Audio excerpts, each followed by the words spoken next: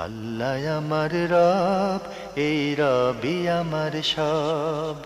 দামে দামে তন মনে তারি অনুভব। তোমার দুনিয়াতে আমি যেদিকে তাকাই, অথই নিয়ামতে ডুবে আছি সবাই। পাক পাখালির গানে শুনি তসবি কলরব, তসবি কলরব। আল্লাহ আমার রব, এই রবি আমার সব। আসসালামু আলাইকুম, আলহামদুলিল্লাহ, আসসালাতু ওয়াসসালাম আলা রাসূলিল্লাহ।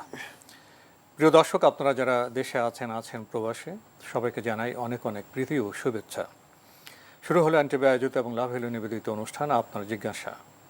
আপনাদের সাথে আছি আমি জয়নুল আবেদিন আজাদ, আর আপনাদের মনে জাগা প্রশ্নের জিজ্ঞাসার জবাব দিচ্ছেন বিশিষ্ট আলেম ডক্টর মোহাম্মদ সাইফুল্লাহ। আসসালামু আলাইকুম ওয়া রাহমাতুল্লাহি ওয়া বারাকাতুহু। প্রিয় দর্শক, চলুন তাহলে জিজ্ঞাসার জগতে। শুরুতে একটি ইমেল পাঠিয়েছেন রাবেয়া সুলতানা রুমা। লিখেছেন, আমার বাবারা 6 ভাই বোন। বাবা বাদে আমার ছোট 3 চাচা ও ফুপু তাদের আপন চাচির দুধ পান করেছিলেন। সে হিসেবে আমার ছোট 3 চাচা ও ফুপুর দুধমা হলেন তাদের চাচি, আর চাচাতো ভাই হলো দুধ ভাই। আমার প্রশ্ন হলো, আমার বাবা যদিও চাচি দুধ পান করেননি, কিন্তু বাবার আপন ভাই বোনেরা পান করায় ওই চাচাতো ভাইয়েরা কি আমার বাবারও দুধ ভাই হবে? আর সে সম্পর্ক ধরে আমার বাবার ওই চাচাতো ভাইয়েরা কি আমার দুধ চাচা বা মাহরাম হবে? না, ধন্যবাদ, হবে না। না, আপনি যেভাবে বলেছেন সেভাবে হবে না। জি, আমরা জানলাম। প্রিয় দর্শক, আপনি আরও লিখেছেন, মহিলাদের মাথায় কাপড় না রেখে অজু করলে অজু হবে কি? না, মহিলাদের উজু করার জন্য মাথায় কাপড় রাখতে হবে, এটা শর্ত নয়। এটা আমাদের সমাজের মধ্যে একটা প্রচলন আছে, যে যেটা মনে হচ্ছে যেন কাপড় মাথায় দিয়ে তারপরে উজু করতে হবে। আবার কোনো কারণে যদি মাথার কাপড় পড়ে যায় তাহলে উজু মনে হয় ভেঙে যাবে। এ ধরনের কিছু ধারণা, কুধারণা বলছি না, ধারণা সমাজের মধ্যে এস্টাবলিশড হয়ে আছে। এগুলোর সাথে উজুভঙ্গের কোনো কারণ জড়িত নেই। আমরা জানলাম। প্রিয় দর্শক, আমাদের হাতে আরও একটি ইমেল, এটি পাঠিয়েছেন মোহাম্মদ আনোয়ার হোসেন কুমিল্লা থেকে। লিখেছেন, আমি আপনার জিজ্ঞাসা প্রোগ্রামে নিয়মিত একজন শ্রোতা। প্রশ্ন করেছেন, কিছুদিন আগে একটা নিউজে দেখেছি কুয়েতে সাগরে পুতুলের মধ্যে কিছু আরবি লেখাকে উল্টো করে বিকৃত করে পুতুলের গায়ে কিছু দাগ কেটে দিয়ে সাগরে ভাসিয়ে দিয়েছে কোনো এক অজ্ঞাত লোক। এসবকে ইসলামে কুফরি বলে থাকে। এই কুফরি যারা করে, যারা এসবের সাথে জড়িত, তাদের শাস্তি ইসলামে কেমন এবং শাস্তি কী ধরনের হতে পারে? ধন্যবাদ এই ভাইকে। আপনি বলেছেন যে মানে কুয়েতে দেখেছেন এই ধরনের একটা কুফরি কর্মের কথা আপনি উল্লেখ করেছেন। এগুলো আসলে ব্ল্যাক ম্যাজিক, যেগুলো আর কি জাদু যেটাকে বলা হয়ে থাকে। এই ধরনের জাদু কাজে যারা লিপ্ত রয়েছেন তাদের শাস্তি হচ্ছে হাদ্দুন বিসাইফি, মানে তাদেরকে হত্যা করা হবে। তবে যে কোনো ব্যক্তি ইচ্ছাকৃতভাবে হত্যা করতে পারবে না। এটি বিচারিক পর্যায়ে তাকে কর্তৃপক্ষ লাগবে। মানে হত্যা যখন আসবে, এই বিধান কার্যকরী করার জন্য সুনির্দিষ্ট কর্তৃপক্ষ থাকতে হবে। এটা মানে স্বাধীনভাবে যে কোনো ব্যক্তি বিধান কার্যকরী করতে পারবে না। যেখানে হত্যার কথা এসেছে, শাস্তির কথা এসেছে, সেটা অবশ্যই সুনির্দিষ্ট কর্তৃপক্ষ, সরকার অথবা দায়িত্বশীল থাকতে হবে। অনেক কারো ব্যক্তিগত পর্যায়ে এই বিধান কার্যকরী হবে না, আদালতের মাধ্যমে কোর্টের মাধ্যমে নির্ধারিত হতে হবে। কারণ অপরাধ সাব্যস্ত হতে হবে। মানে আমার ধারণা অনুযায়ী অপরাধ হলেই আমি গিয়ে তাকে হত্যা করে ফেলবো, এই ধরনের পদ্ধতি ইসলামে নেই। এটা ইসলামে অনুমোদিত পদ্ধতি নয়, বরং ইসলামে এটা হচ্ছে গর্হিত পদ্ধতি। এই পদ্ধতিতে হত্যা করলে তিনি হত্যাকারী হিসেবে বিবেচিত হবেন, তিনি আরেকজন অপরাধী হিসেবে বিবেচিত হবেন এবং এর জন্য তাকে হত্যা করা হবে, মানে অপরাধী হিসেবে বিবেচিত হবেন। তাই এই ধরনের মানে হত্যা কাণ্ড যারা করে, কুফরি কাজ করে থাকে, অথবা ব্ল্যাক ম্যাজিক যেটাকে বলা হয় থাকে, কালো জাদু ইত্যাদিতে যারা লিপ্ত আছে, তাদের বিধান যদি সুনির্দিষ্টভাবে কর্তৃপক্ষের মাধ্যমে প্রমাণিত হয় তাহলে তাদের শাস্তি হচ্ছে ইসলামে হত্যাদণ্ড। আমরা জানলাম। প্রিয় দর্শক, আপনি আরও লিখেছেন, নামাজে সালাম ফেরানোর আগে আমরা তাশাহুদ পড়ি, এর পাশাপাশি কি সানা দরুদ শরীফ পড়া যাবে? সালাম ফিরানোর মধ্যে সানা পড়বে কেন? মানে প্রশ্ন আমি সালাম ফেরানোর আগে, জি, সালাম ফেরানোর আগে আমরা তাশাহুদ পড়ি, তাশাহুদে কত দরুদ পড়বে? হ্যাঁ, পাশাপাশি সানা ও দরুদ এখানে দরুদ তো আমরা পড়ি আমরা। হ্যাঁ, দরুদ পড়বে, আবার সানা তো সানা তো এখানে আসবে না। সানা কেন আসবে? এখানে সানায়ের মাসালা আসবে না, এখানে দরুদ আসবে। দরুদে পড়ে দোয়া মাসুরা আপনি পড়তে পারেন, অথবা অন্য কোনো দোয়া পড়তে পারেন। আমরা জানলাম প্রিয় দর্শক বিষয়টি সম্পর্কে।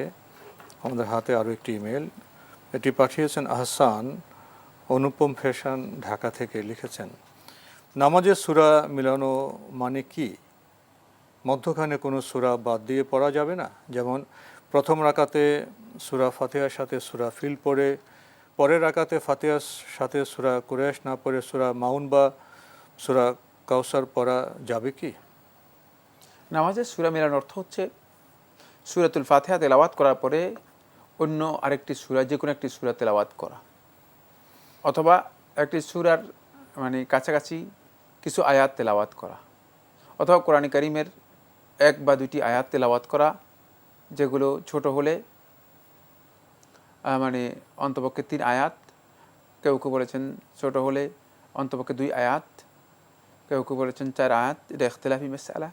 কেউ বলেছেন বড় হলে 1টি আয়াত, যেমন আয়াতুল কুরসি বা এই জাতীয় আয়াত হলে 1টি আয়াত তেলাওয়াত করা। বাকি এটি নির্দিষ্ট নয়, যেহেতু আল্লাহ সুবহানাহু ওয়া তাআলা কোরআন কারীমের মধ্যে বলেছেন ফাকরাউ মা তায়াসসারা মিনাল কুরআন, যে তোমরা কোরআন থেকে যতটুকু তোমাদের সাধ্যে কুলায় সম্ভব পড়ো। আপনি যতটুকু পারেন এক আয়াত যদি পড়েন তাহলেও মানে হয়ে যাবে। রাসূলুল্লাহ সাল্লাল্লাহু আলাইহি ওয়াসাল্লাম সহিহ মুসলিমের riwayat-এর মধ্যে বলেছেন যে সূরা ফাতিহা তেলাওয়াত করলে ফাসাইদান, এরপর এরপর আরেকটু বলতে বোঝানোই হয়েছে মানে আর একটু যে কোনো আয়াত পড়লেই তাহলে আপনার অতিরিক্ত হয়ে যাবে, তাহলে আপনার এই বিধান আদায় হয়ে যাবে, সূরা মিলানোর যে বিধানটি সেটি আদায় হয়ে যাবে। এখানে প্রথম পয়েন্টটা হচ্ছে সূরা মিলানো বলতে সুনির্দিষ্ট সূরা মিলাতে হবে, এটা বাধ্যতামূলক নয়, বরং আপনি একটা আয়াত মিলাতে পারেন, অথবা যেভাবে বলেছি সেভাবে মিলাতে পারেন, সূরা ফাতিহার পর যে কোনো সূরা, যে কোনো সূরা। দ্বিতীয় নম্বর যে কথাটি বলেছেন সেটা হলো এর জন্য শর্ত নয় যে মানে এই সূরা এর মধ্যে যে অমুক সূরা পড়তে হবে, অমুক সূরা পড়তে হবে না। আপনি প্রথম রাকাতে যে সূরা পড়েছেন দ্বিতীয় রাকাতে সেই সূরা পড়তে পারবেন, আর তৃতীয় রাকাতে ওই সূরা পড়তে পারবেন, চতুর্থ রাকাতে ওই সূরা পড়তে পারবেন, মানে এটা পড়তে কোনো বাধা নেই, পড়তে পারবেন। আর মাঝখানে একটি সূরা বাদ দিয়ে পড়তে পারবেন, মাঝখানে 2টি সূরা বাদ দিয়ে পড়তে পারবেন, মাঝখানে যদি 3টি সূরা বাদ দিয়ে পড়তে চান তাও পড়তে পারবেন। এর জন্য সুনির্দিষ্ট কোনো বিধান নেই বা নিষেধাজ্ঞা নেই। এটা হচ্ছে শুধুমাত্র কোরআনে কারীমের তারতিবের বিষয়টি। কেউ কেউ উত্তম মনে করেছেন যে তারতিবটাকে রক্ষা করা কোরআনে কারীমের, কিন্তু না, তারতিব রক্ষা করার বিষয়টি তেলাওয়াতের জন্য শর্ত, তেলাওয়াতের মধ্যে উত্তম, কারণ তাহলে কোরআনে কারীমকে আপনি এলোমেলো করে ফেলবেন। আমরা যখন কোরআন তেলাওয়াতের মধ্যে, হ্যাঁ, কোরআন তেলাওয়াতের মধ্যে এটা কোনো সন্দেহ নেই, কোরআনের ধারাবাহিকতা রক্ষা করবেন।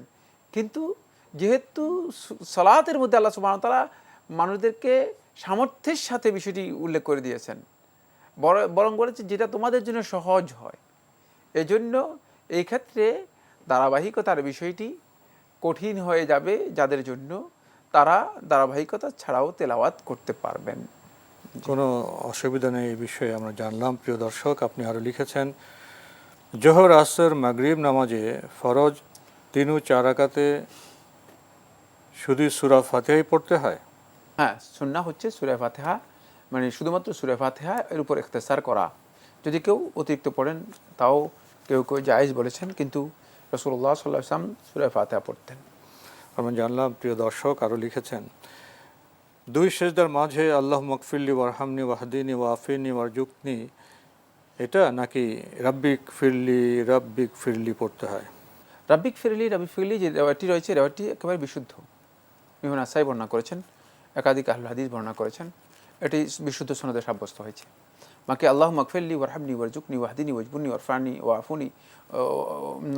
ওয়াফুনি ওয়াফি আননি, এই যে এই রেওয়ায়তগুলো সবগুলোকে একসাথ করে ইমাম নবী রাহমাতুল্লাহি আলাইহি সহিহ বলেছেন, এবং একাধিক আহলুল হাদিসগণ সহিহ বলেছেন। যদি কেউ মানে এগুলো বলতে পারেন, যেহেতু এটি মুস্তাহাবের মাসআলা, আর এক্ষেত্রে আল্লাহ নবী সাল্লাল্লাহু আলাইহি ওয়াসাল্লাম সালাতের মধ্যে জিকির এবং দোয়া দুটাকেই প্রাধান্য দিয়েছেন। 2 সেজদার মাঝখানে নবী সাল্লাল্লাহু আলাইহি ওয়াসাল্লাম দোয়াকে প্রাধান্য দিয়েছেন। তাই যদি কেউ এই দোয়াগুলো বারবারও পড়তে পারেন, আর সবগুলো দোয়া যদি একসাথ করেন সেটাও জায়েজ রয়েছে, আহলুল হাদিসগণ কথা বলেছেন। তবে এর সনদ নিয়ে আলেমদের মধ্যে বিতর্ক রয়েছে, কেউ কেউ এর হাদিসের সনদকে দাঈফ বলেছেন, কেউ কেউ হাদিসের সনদকে দাঈফ বলেছেন। বাকি রাব্বিক ফিরলি কেউ কেউ 3 বার বলেছেন। এই সনদ বা এই রেওয়ায়তটি একেবারে সনদের দিক থেকে বিশুদ্ধ। আমরা জানলাম প্রিয় দর্শক, আমাদের হাতে আরও একটি ইমেল, এটি পাঠিয়েছেন আবুল কাশেম জামালপুর থেকে। লিখেছেন, জাকারিয়া আলাইহিস সালাম কাফিরদের অত্যাচারে পলায়ন করে গাছের নিকট আশ্রয় চায়, গাছ দুই ভাগ হয়ে যায়, তিনি গাছের ভেতরে প্রবেশ করে গাছ আবার আগের মতো হয়ে যায়, তার কাপড়ের একটা অংশ গাছের বাইরে ছিল, কাফিররা বুঝতে পেরে গাছ করাত দিয়ে দুভাগ করে তাকে সহ দুই টুকরো করে ফেলে। এই ঘটনা কি সঠিক? না, এর মানে রেওয়ায়ত যেটা রয়েছে এটি ইসরায়েলি রেওয়ায়ত। ইসরায়েলি রেওয়ায়তের ক্ষেত্রে আমাদের মানে অবস্থানটা হচ্ছে লানুসাদ্দিকুহু ওয়া নুকাদ্দিবুহু, এটাকে আমরা মিথ্যা বলতে পারি না, আবার সত্য বলতে পারি না, মানে এভাবেই আমরা গ্রহণ করতে হবে। মানে এর জন্য রাসূলুল্লাহ সাল্লাল্লাহু আলাইহি ওয়াসাল্লামের একেবারে সুস্পষ্ট বর্ণনা পাওয়া যায়নি। তবে তারা যে জাকারিয়া আলাইহিস সালাতু ওয়াস সালামকে হত্যা করেছে, করাত এনে দ্বিখণ্ডিত করেছে, এই মর্মে সহিহ রেওয়ায়াত সাব্যস্ত হয়েছে। কিন্তু সেটা কি মানে গাছের ভিতরে? মানে গাছের ভিতরে বা যে প্রক্রিয়া আপনি বলেছেন এই প্রক্রিয়া হয়েছে কিনা, মানে এই টোটাল কিচ্ছাটা এটা কি বানাউট কিনা, নাকি এটা আসলে সত্য, এটা একটা প্রশ্নবিদ্ধ বিষয়। তবে এই ধরনের রেওয়ায়েত অনেকে উল্লেখ করেছেন, তার জীবনীর মধ্যে বিভিন্ন ভাবে আমাদের কাছে এসেছে। আমরা দেখছিলাম এনটিভি আয়োজিত এবং লাভেলো নিবেদিত অনুষ্ঠান আপনার জিজ্ঞাসা। আল্লাহ আমার রব, এই রবি আমার সব। আল্লাহ আমার রব, এই রবি আমার সব। ভাই আবুল কাশেম, আমরা আপনার ইমেল পড়ছিলাম, আপনি আরও লিখেছেন, একজন নারী তার স্বামীর দাদা বা নানার সাথে দেখা করতে পারবে কি, নাকি পর্দা করতে হবে? স্বামীর দাদা দাদা বা নানার সাথে এবং স্বামীর নানা দুইজনের সাথে আপনি দেখা করতে পারবেন। দেখা করতে মানে এখানে কোনো ধরনের প্রতিবন্ধকতা নেই, তারা তো মানে স্বামীর পিতা এর মতো, স্বামীর পিতা এর মতো। দাদা স্বামীর পিতা, আর নানা হলে মার পিতা, মায়ের পিতা, মানে সবাই পিতৃস্থানীয়। পিতৃস্থানীয়। সুতরাং এই ক্ষেত্রে তাদের সাথে দেখা করতে মানে কোনো ধরনের বাধা নেই, দেখা করতে পারবেন। জি, আমরা জানলাম প্রিয় দর্শক আরও লিখেছেন, অজু করার পর কি আকাশের দিকে তাকিয়ে কালিমা শাহাদাত পড়তে হবে? পড়তে হবে, ফরজ নয়, এটি সুন্নাহ। মানে পড়তে হবে বলতে বাধ্যতামূলক করে দিচ্ছেন না, তবে কালিমাতুশ শাহাদাতের বিষয়টি হাদিস দ্বারা সাব্যস্ত হয়েছে। কালিমাতুশ শাহাদাত উযুয়ের পরে পড়ার বিষয়টি হাদিস দ্বারা সাব্যস্ত হয়েছে। এক্ষেত্রে মানে যে রেওয়ায়তটি এসেছে আসমানের দিকে তাকিয়ে পড়ার, এই রেওয়ায়তটি নিয়েও কথা আছে, কিন্তু কেউ কেউ বলেছেন যে এটি আমলযোগ্য, সুতরাং আমল করা যেতে পারে। সবশেষে আপনি লিখেছেন, অজুর অবশিষ্ট পানি কি দাঁড়িয়ে পান করা সুন্নাত? না, অজুর অবশিষ্ট পানি পান করা যায়, কিন্তু সুন্নাহ নয় যে দাঁড়িয়ে পান করা। কেউ কেউ বলেছেন দাঁড়িয়ে পান করার বিষয়টি সুন্নাহ, তবে বক্তব্যটি সঠিক নয়। আমরা জানলাম প্রিয় দর্শক, আমাদের হাতে আরও একটি ইমেল পাঠিয়েছেন কুইন কানিজ। লিখেছেন, স্বামী যদি ভাবে যে সে একেবারে ভালোভাবে আর্নিং শুরু করলে তারপর বাচ্চা নেবে, যেন কারো থেকে এক টাকাও না নিতে হয়, সে বিলিভ করে যে আল্লাহ রিজিকের মালিক, পালব কিভাবে বা খাওয়াবো কি এগুলো তার চিন্তা না, কিন্তু তার ইচ্ছে যে সে ভালোভাবে আয় করতে শুরু করলে বাচ্চা নেবে, আর সে মেন্টালি প্রিপেয়ার্ড না, এটা কি জায়েজ নাকি এতে শিরক হবে? প্রথম কথা হচ্ছে আপনি বলেছেন সে বিলিভ করে রিজিক আল্লাহ তারা দিবেন, এটা মিথ্যা বলেছেন না। তার আমল থেকে বোঝা যাচ্ছে সেটা বিলিভ করেন না। কেউ যদি এই বিশ্বাস করে যে রিজিক আল্লাহর পক্ষ থেকে, তাহলে তিনি এই কথা মোটে চিন্তার মধ্যেই আনবেন না, প্রশ্নেই আসে না। দুনিয়ার কোনো ব্যক্তি যদি বিশ্বাস করে রিজিক আল্লাহর কাছে, এবং আল্লাহ সুবহানাহু ওয়া তাআলা হুয়া রাজ্জাকু যুল কুওয়াতিল মাতিন, তিনি একমাত্র রিজিক দাতা এবং তিনি মানে শক্তিশালী, শক্তিধর এবং অত্যন্ত মজবুত ক্ষমতাধারী। যদি এই ধারণা কারো থাকে, এই আকীদা যদি কারো থাকে, তিনি এই ধরনের বক্তব্য, এই ধরনের অবস্থান তার হবে না। তাই আপনি যেটা বলেছেন এটা একেবারে ভুল কথা। প্রথম হচ্ছে তার আসলেই ঈমানের দুর্বলতা রয়েছে। দ্বিতীয় যে বিষয়টি সেটা হলো, তাকে কেই ওয়ারেন্টি বা গ্যারান্টি দিয়েছে, এই গ্যারান্টি ওয়ারেন্টি তাকে কে দিয়েছে, মানে কয়দিন পরে সে মানে হতে পারে যে তার জীবনের কোনো নিশ্চয়তা নেই। মানে সে কোথায় মানে কিসের মাধ্যমে বুঝতে পেরেছে যে সে এটারে কি কয় স্বনির্ভর হবে, অনেক ইনকাম করবে, তারপরে মানে সে সন্তান মানে জনক হবে। এটা পুরাটাই একটা ভুল ধারণা। এটা হলো কল্পনার জগৎ। কল্পনার জগৎ থেকে বেরিয়ে আসতে হবে। ইমানদার ব্যক্তিগণ কল্পনার জগতে জীবনযাপন করে না, ইমানদার ব্যক্তিগণ আমলি জিন্দিগিতে আসে। তারা আমলের মাধ্যমে নিজেদের ইমানকে শক্তিশালী করে, কল্পনার জগৎ দিয়ে ইমানকে শক্তিশালী করে না। এখানে যে বক্তব্য দিয়েছেন পুরাটাই কল্পিত একটা জগৎকে আপনি মনে করছেন ইমান ঠিক আছে, মনে হচ্ছে আমার ভিতর ঠিক আছে কিন্তু আমল ঠিক নেই। এটা এই কথা শুদ্ধ নয়, ভিতর পুরাটাই ভুল, আকীদা, ধারণা, চেতনা সবটাই ভুল, সবটাই ভুল। আপনি হতে পারে আগামীকাল মরে যাবেন, আপনাকে কে এই সুযোগ দিয়েছে?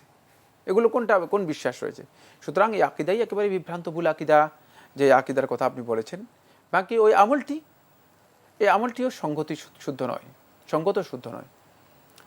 এক্ষেত্রে উত্তম হচ্ছে সেটা হলো আল্লাহ রাব্বুল আলামিনের কাছে রিজিক কামনা করা, আল্লাহ তাআলার কাছে রিজিক চাওয়া। আল্লাহ সুবহানাহু ওয়া তাআলা যদি পছন্দ করেন দেবেন, আর আল্লাহ রাব্বুল আলামিন যদি পছন্দ না করেন দিবেন না।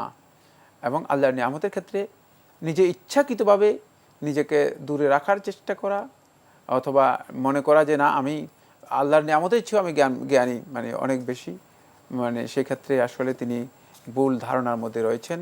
বরং তার এই আমলের কারণে যেটা হয় সেটা হচ্ছে সমস্ত ওলামায়ে কেরামের ঐক্যমতে একটি বক্তব্য সাব্যস্ত হয়েছে, ওয়াকিবা বিহিরমানিহি, তাকে বঞ্চিত করার মাধ্যমে আল্লাহ সুবহানাহু ওয়া তাআলা তাকে শাস্তি দেবেন।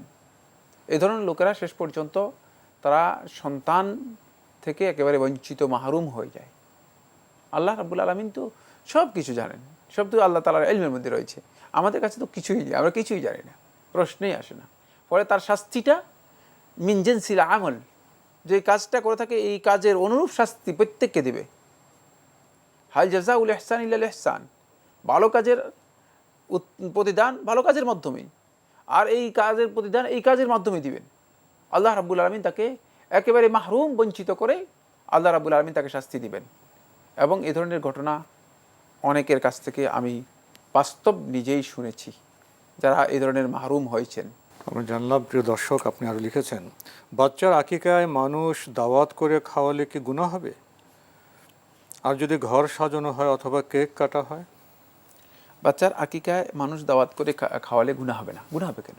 সব আকিকার মধ্যে খাওয়ানোও জায়েজ, আকিকার গোশত বন্টন করে দেওয়া জায়েজ। আর আকিকা তো সুন্নাহ, রাসূলুল্লাহ সাল্লাল্লাহু আলাইহি ওয়াসাল্লাম হাদিস দ্বারা সাব্যস্ত হয়েছে। সুতরাং এখানে খাওয়ালে গুনাহ হওয়ার কোনো কারণ নেই। এক্ষেত্রে মানে কেক কাটেন অথবা না কাটেন, এটা আকিকার অনুষ্ঠান হলে এটি নাজায়েজ কিছুই নয়। তবে কেক কাটার এই সংস্কৃতিটি আমাদের নয়, মানে এটা আমাদের সংস্কৃতির মধ্যে পড়ে না। এটা আমরা জানি কোন সংস্কৃতি থেকে আসছে।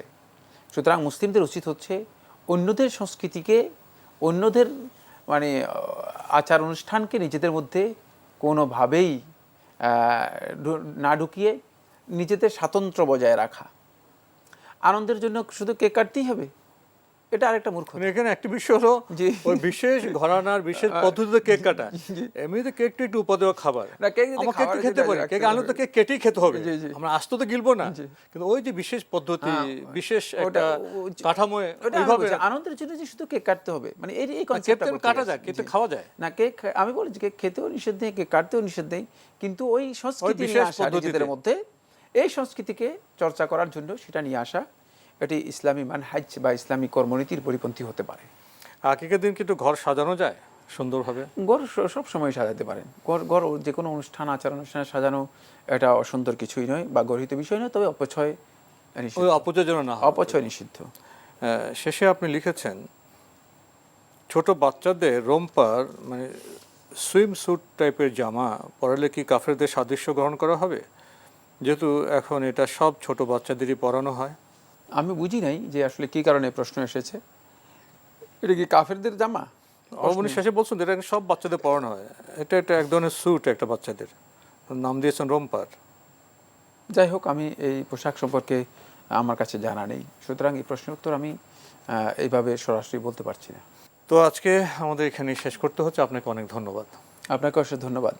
প্রিয় দর্শক, দেখছিলাম এনটিভি আয়োজিত এবং লাভ হলো নিবেদিত অনুষ্ঠান আপনার জিজ্ঞাসা। আমাদের অনুষ্ঠান আপনারা এনটিভি অনলাইনেও দেখতে পারবেন, ভিজিট করুন www.ntvbd.com। এছাড়া ইউটিউবে এবং আমাদের ভেরিফাইড ফেসবুক পেজে অনুষ্ঠান দেখতে পারবেন। শেষে এসে আমরা জীবন ঘনিষ্ঠ কিছু প্রশ্নের সাথে আমরা পরিচিত হলাম। আকিকা এটা খুবই বৈধ, সুন্দর, আনন্দ অনুষ্ঠান, সেখানে আমরা ঘর সাজাতে পারবো। তবে অপচয়ের দিকে আমাদের খেয়াল রাখতে হবে যেন ভারসাম্য নষ্ট না হয়। খাদ্য হিসেবে আমরা কেকও কাটতে পারবো, খেতে পারবো, কিন্তু সে বিশেষ পদ্ধতিতে অন্য সংস্কৃতির অনুপ্রবেশ যেন না ঘটে, সেদিকে শায়েখ আমাদের দৃষ্টি আকর্ষণ করেছেন। আর বাচ্চাদের পোশাকের ব্যাপারে বিশেষ আপনি একটি নাম দিয়েছেন, সে নামের সাথে আমরা তেমন পরিচিত নই। তবে যে পোশাকে অন্য কোনো ধর্মের আকীদা বিশ্বাস বা অন্য কোনো ধর্মের বৈশিষ্ট্য স্পষ্ট না হয়, ফুটে না ওঠে, সে ধরনের ড্রেস যদি বৈধ হয় সেটা পরতে তো আপত্তি থাকার কথা নয়। তবে এইসব বিষয়ে সবসময় আমাদের সচেতন থাকতে হবে, কারণ আন্তর্জাতিক অভিঘাত এবং সাংস্কৃতিক আগ্রাসন বলে একটি কথা আছে, শব্দ আছে, সেসব বিষয়ে আমাদের অবশ্যই সবসময় সচেতন এবং সতর্ক থাকতে হবে।